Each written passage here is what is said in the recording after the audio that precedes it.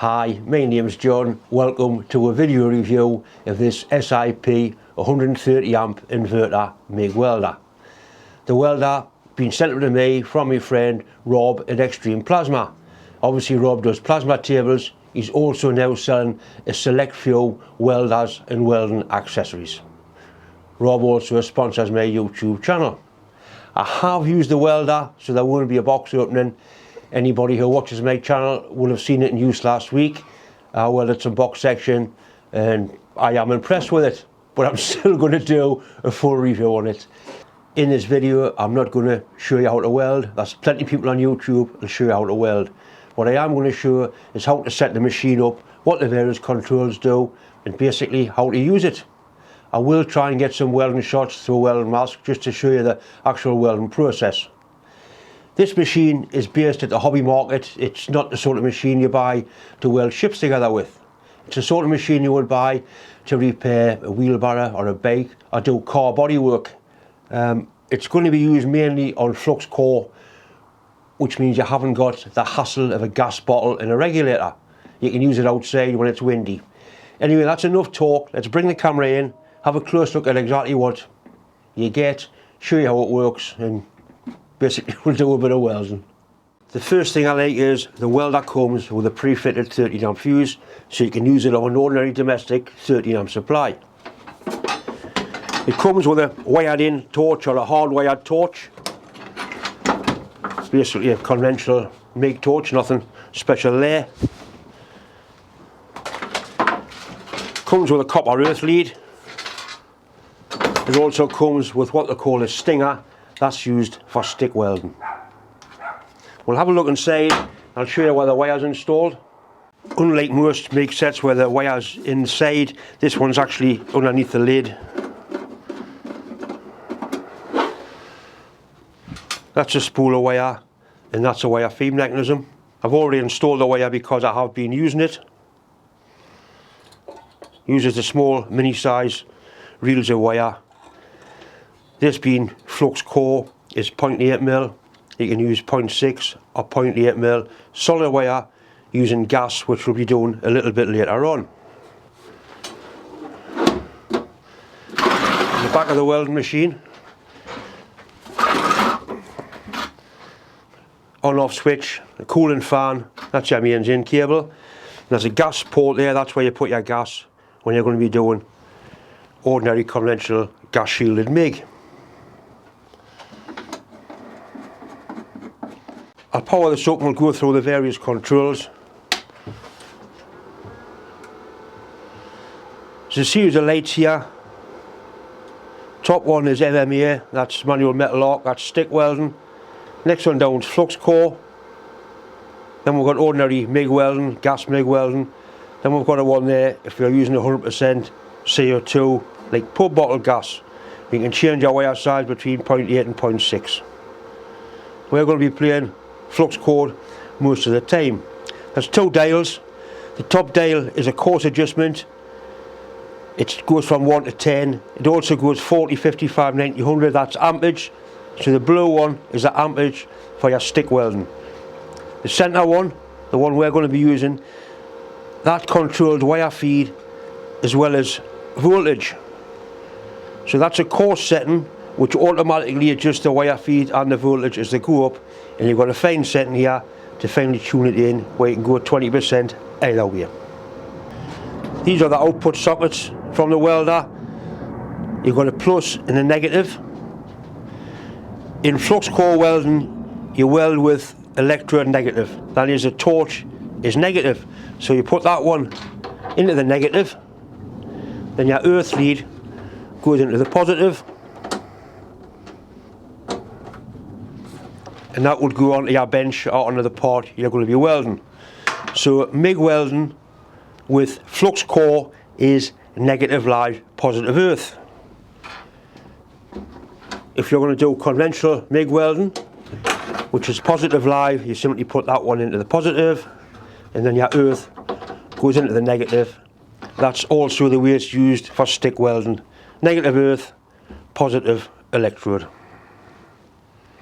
This is the business end, the actual torch end. That's a little copper tip that conducts electricity from the machine into the wire. That's a shroud that goes on there. You don't need the shroud for gasless or flux core welding. All it does is protect that. So we'll put that on and basically it's ready to weld. A little bit about safety before we start. You need to wear gloves because things are going to get hot, sparks. You need all your exposed skin covered up because the flash of the weld will burn you. You obviously need a welding mask. With flux core MIG you do get quite a lot of smoke. I'm in a well ventilated shed. Obviously make sure you're in a well ventilated area. I've got a little bit of 3mm plate there. I'm going to run a straightforward bead down it. I've got it tacked onto my metal bench and I've got the earth lead onto the bench. So electrode negative, the gun's negative and the bench is positive. Right, we'll run a bead down there and see what sort of results we'll get. With flux core MIG, you drag it back, you don't push forward. There is a rule saying if it makes slag, always drag, so I'm going to be dragging back. The torch needs to be, it depends as you're welding.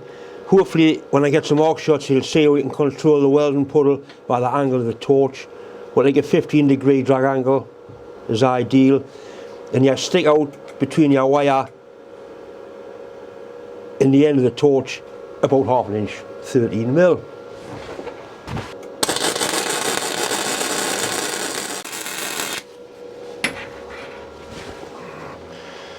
Right, that's the weld I've just done. It looks nothing to look at, but once you start to take the flux off, that's a nice solid weld. If anything, it wants a little bit more power, so we'll turn it up a little bit and do it again.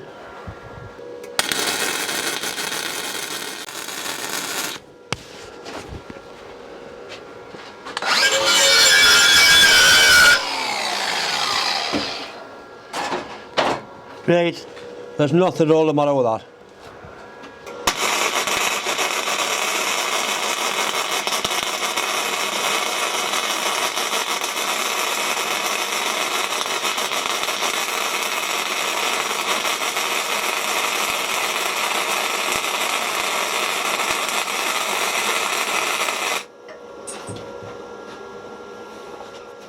This next weld is going to be a fillet weld in 3mm plate, and I'm going to simply drag the torch down there like that to achieve the weld. I'm going to try and get some video of this actually being welded so you can actually see the process, what goes on.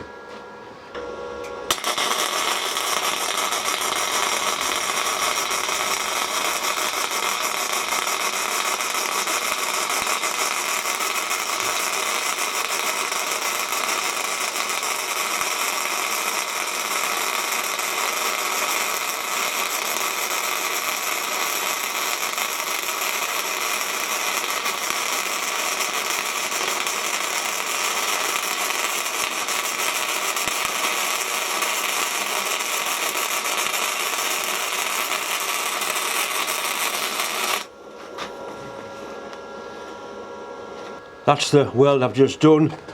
We'll clean the flux off. I know it welded very nice, it did go in very well.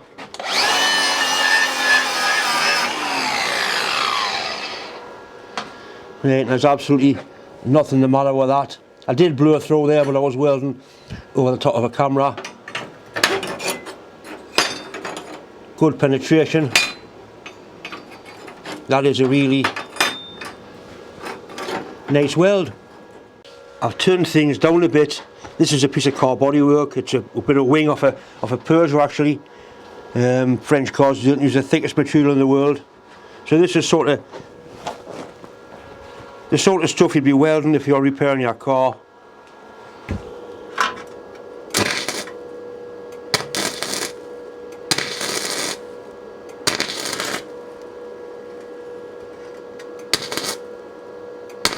We'll turn it down a little bit more because it's actually blowing through there. That's better.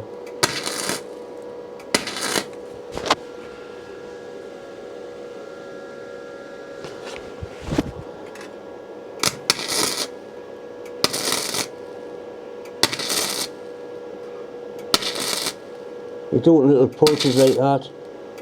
That's putting a good weld in.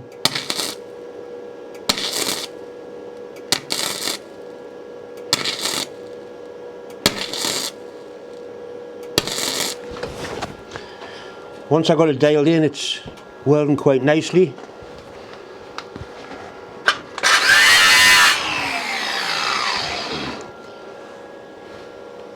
Perfectly acceptable, that.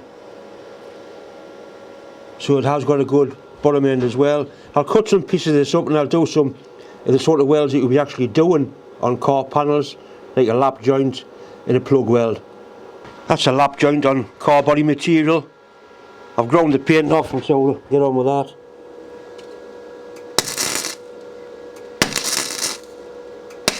Do it in little stitches so you don't get too much heat.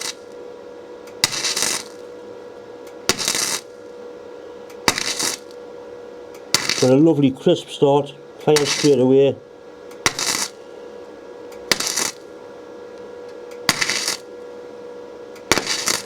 And try a run along here.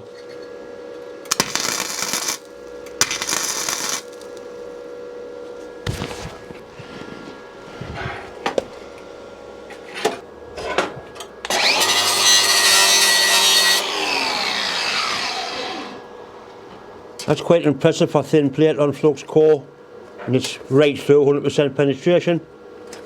Actually nothing at all the matter with that. That's the sort of repair you do, like a patch panel on a sail or something like that. This is the same material. I've drilled some 6mm holes through there. And these are what you call a plug weld.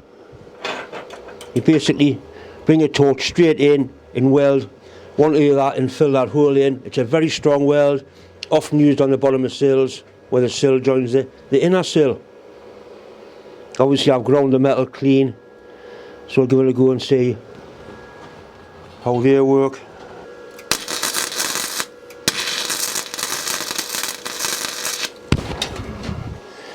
They went in quite nicely. They're going to be nice and strong. I've gone right through the back, so they're fused together permanently. I'll do another one and I'll try and get a video of the actual weld happening. I've set up another plug weld in 0.8 steel. I'm going to weld this one and try and video the weld, and then later on we'll do a little bit of a test on it to see how strong it actually is.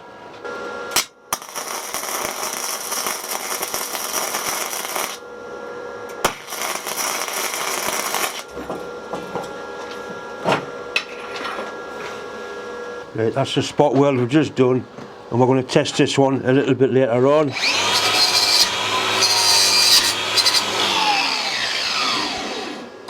It certainly looks good. It's basically gone all the way through, so we'll keep that one, and later on we'll do a little bit of a test on it. I can hear people saying he's welding on nice clean metal. That's easy. Let's give it a try on something rusty.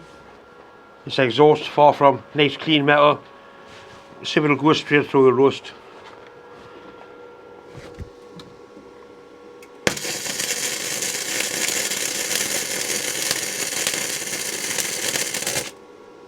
Like we're blowing a hole in, we'll turn things down a little bit.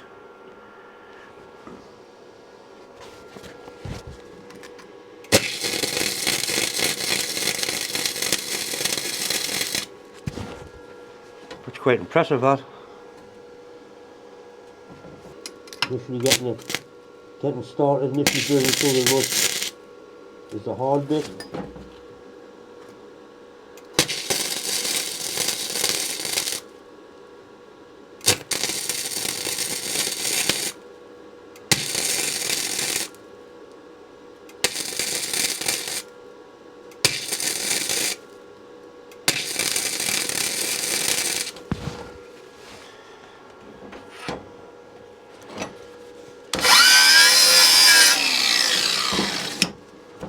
Nothing at all the matter with that weld, nothing. All I've done here is knock the rust off with a wire brush. So I can weld this onto here. Straightforward butt joint with no filler piece. Normally you put a sleeve pipe inside, it makes it a lot easier to weld.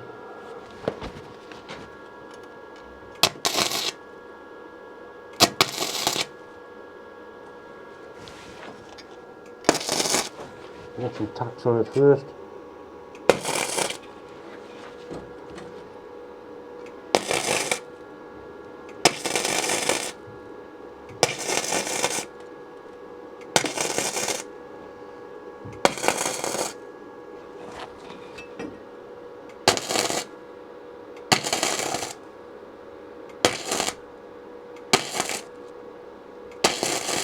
I don't want little pulses,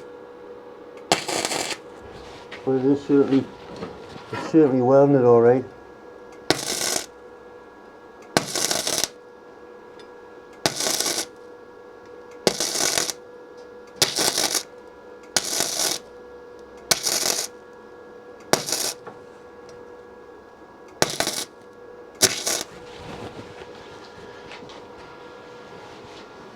It's not the prettiest weld in the world, but it's going to be strong.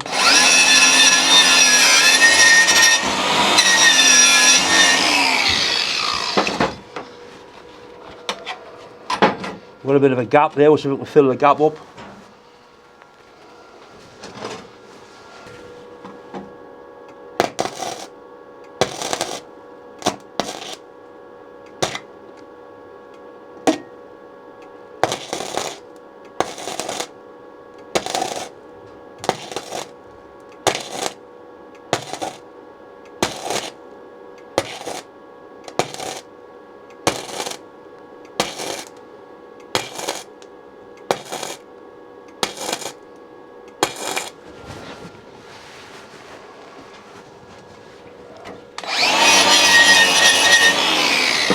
Nothing the matter with that.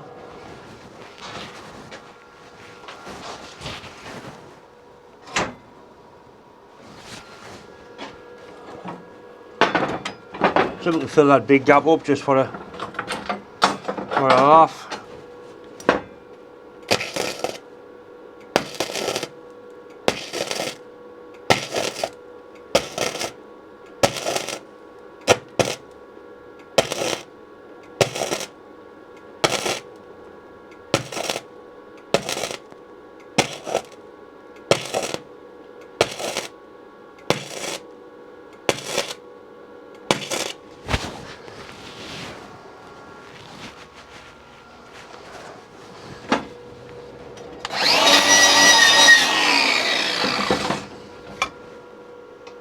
That's quite a respectable job, that.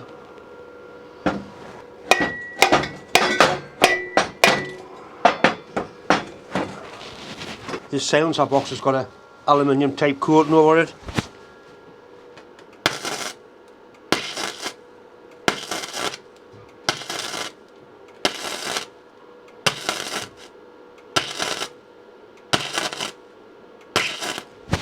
So you could weld a patch across there if you needed to. All I'm trying to do is show you that it won't just weld clean metal, it will weld basically anything you want. This is thin stuff, 0.8.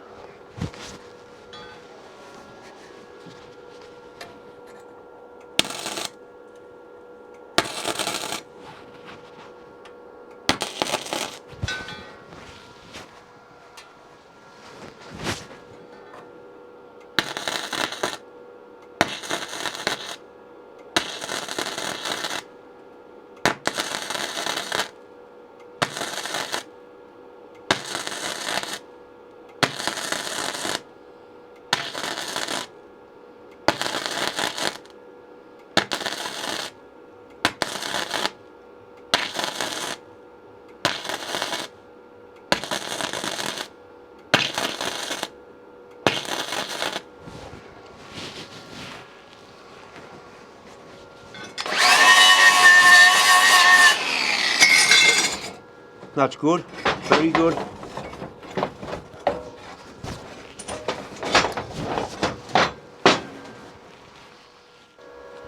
Right, I've turned things up a bit. We're on setting 7 now to 10.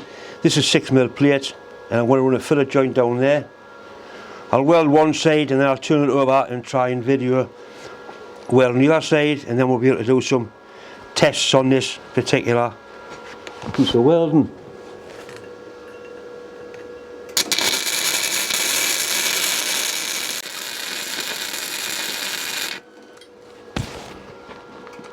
I think we just ran out of wire.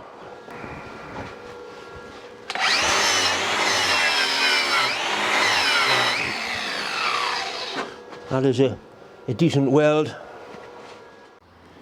Right here it has run out of wire.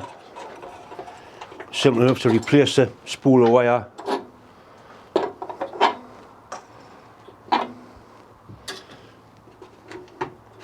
The feed roller's in there, little metal roller that drives the wire through. That roller there puts pressure between the two rollers, and that's what pushes the wire up through the line of the torch into the gun. So we're going to put a new roll of wire on. It looks quite innocent, the wire. In actual fact, that's like a grenade waiting to go off. What the wire wants to do is come off the spool and go everywhere, and we've got to stop it from doing that. The reel actually fits on like that. A little spacer, then a spring, then the actual tension nut. You need to put enough tension on this so that the roll won't wind away by itself, but not too much that you're putting undue drag on it. That feels quite nice there. Next we're going to get the wire from here through that little guide tube. I once dropped a 15 kilogram roll of this stuff and it wasn't very pleasant, the result. So that goes through there, over the top of the roller, then into the line out of the torch. Come on, you bastard. Like that. Right, so we'll close that. Now we can power the machine up. We press the trigger on the torch. You can see it's pulling wire through. I've took the tip out the end of the torch, so we're just going to wait for the wire to come through, which seems to take ages. It always seems to be quite an amazing feat for it to push the wire 4 foot up the liner. Right, and there it is. So we can close our door now. Finished inside of there. I normally put a new tip on with a new spool of wire.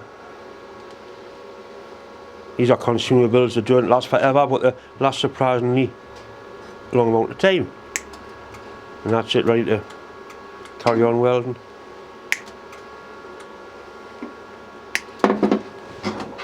Torch shroud pushes on like that.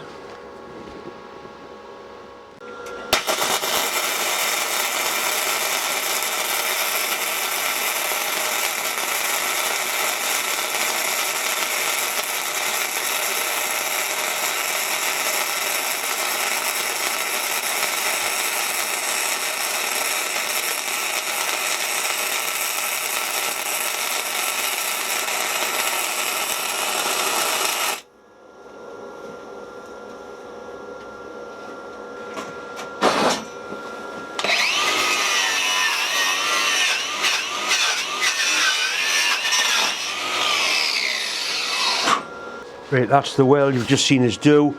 There's a little fault on it, there's a little blowhole there, but being as what we're not making pressure vessels for nuclear reactors, we'll let that go. That is a decent weld for a little 13 amp hobby MIG. That brings us to the end of part 1 in this video review quite nicely. I'm sure I'll agree that the little set performed very well on gasless or flux core MIG welding. The bottom end was really good, the thin stuff, I was impressed with it. The weld on the 6mm was absolutely amazing for a machine running off a 13 amp supply. In part 2 I'm going to do some stick welding, manual metal arc welding, and I'm also going to put some solid wire in, put my gas bottle on and do a little bit of conventional MIG welding.